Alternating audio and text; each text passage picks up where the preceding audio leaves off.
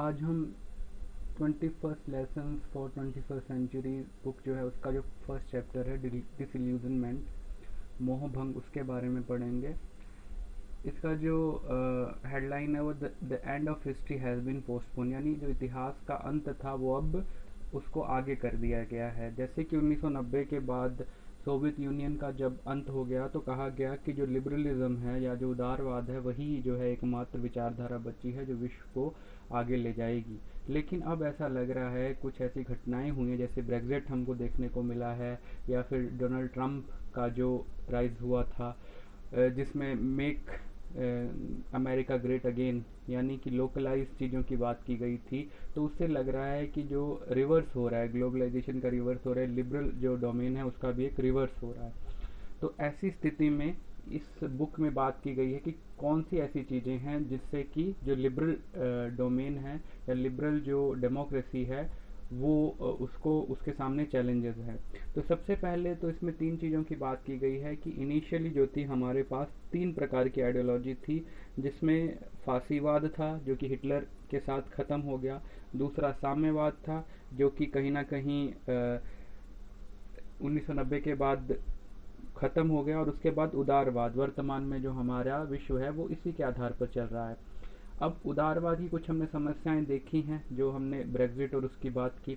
लेकिन इस उदारवाद की समस्याओं को कुछ चीज़ें हैं जो और अधिक बढ़ा रही हैं। वो चीज़ें कौन सी हैं? तो इसमें एक टॉपिक दिया गया, from killing mosquito to killing thought. तो इसका मतलब ये है कि हम मच्छर को तो मार सकते हैं, लेकिन हमारे दिमाग में यदि कोई थॉट उभरता है तो उसको हम ख़त्म नहीं कर सकते हैं। लेकिन वर्तमान में जो एआई, आर्टिफिशियल इंटेलिजेंस और जो नई प्रकार की टेक्नोलॉजीज आ रही हैं वो शायद हमारे माइंड को भी कंट्रोल कर पाएंगी, और माइंड कंट्रोल जो है अगर वो करेंगी हमारे ब्रेन को, और हमारा ब्रेन हम नहीं जानते किस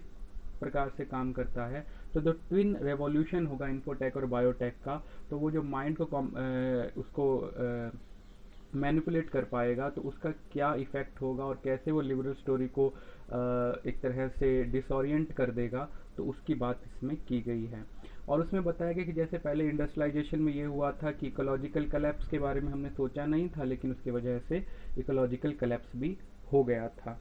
तो ये चीज़ इसमें बताई गई हैं, अलग अलग टेक्नोलॉजी किस से, और इससे एक बताया गया है कि जो आने वाला समय होगा उसमें एक बड़ी मात्रा में लोग जो होंगे वो इररेलीवेंट्स जो है कि उनकी कोई कुछ महत्व ही नहीं रह जाएगा विश्व में। वो एक्सप्लॉयटेशन या शोषण की बात नहीं करेंगे, वो कहेंगे कि इररेलीवेंस हो गया, कि उनका कोई यूज ही नहीं रहेगा, टेक्नोलॉजी इतनी ज़्यादा विश्व में अपना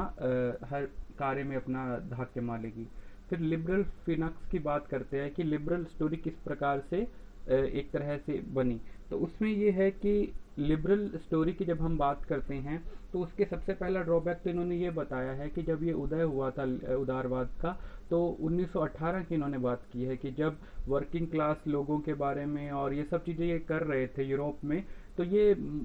यूरोप में ये मुख्य रूप से जो मिडिल क्लास यूरोपियन मैन था उसके लिए उदारवाद आया, तो उसके लिए आज़ादी की बात की गई थी। लेकिन वो जो वर्किंग क्लास था उसके लिए वो चुप थे। दूसरी तरफ वो जो है कि 1918 में जब भारत में आत्मनिर्णय का आंदोलन चल रहा था, तो अमृतसर वाला हत्याकांड मिलता है, उसको गोलीकांड चला होता है, तो वो जो है कि यानी एक सीमित मात्रा में, यानी उदारवाद का एक अपना भी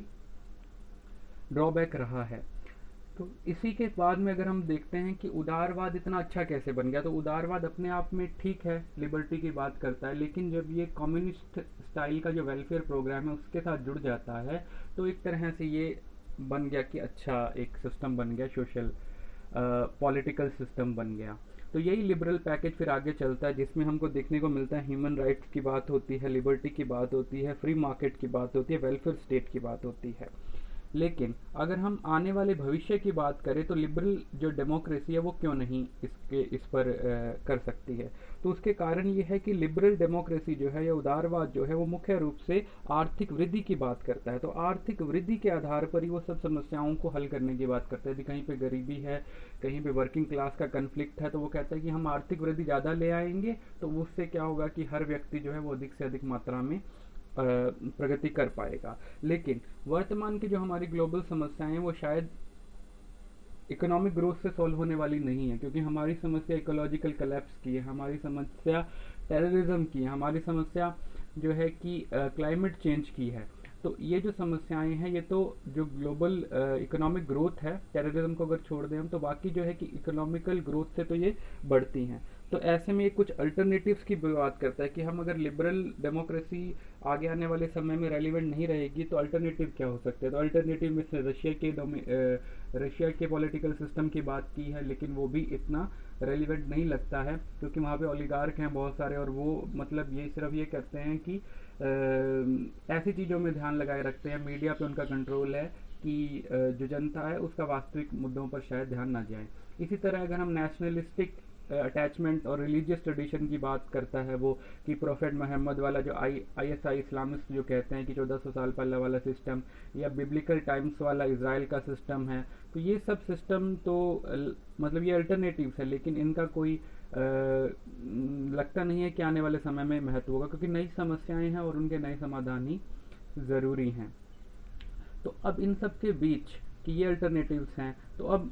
वो अंत में, इस चैप्टर के अंत में कहता है कि एक निहिलिस्ट मूवमेंट आ गया है कि हमारे पास पुरानी स्टोरियाँ सब खत्म हो गई है और नई स्टोरी हमारे पास कोई है नहीं है। तो अब हम क्या कर सकते हैं ऐसे समय में। तो ऐसे समय में इस चैप्टर का अंत वो इससे करता है कि जो आर्टिफिशियल इंटेलिजेंस है, बिग डेटा एल्गोरिदम है और बायो इंजीनियरिंग है, तो इन सब से जो सबसे ज़्यादा प्रभावित होने वाली चीज़ है वो है जॉब। तो जॉब्स पे क्या असर पड़ेगा, इसकी जो बात है वो अगले चैप्टर में की गई है। Thank you.